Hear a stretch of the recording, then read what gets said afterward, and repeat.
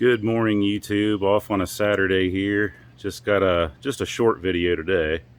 Ended up getting this car here for a daily. Video soon to come, but anyway, here's to the point.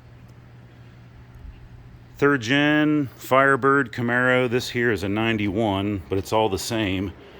A lot of people think to get to the rear shocks, which I'm doing the shocks and the struts, starting on the back, that you have to pull out these two panels here, or the seat belts to get underneath. No, it's just, in case you don't know, just a quick helpful video. Here's your carpet section that I pulled up. Fold your back seats down. Okay. Pull up this carpet, which is tucked up under here. Your strut, or sorry, your shocks, you get to the top bolt from right here. Haven't done this one yet, but you can see I took off that piece of foam from there.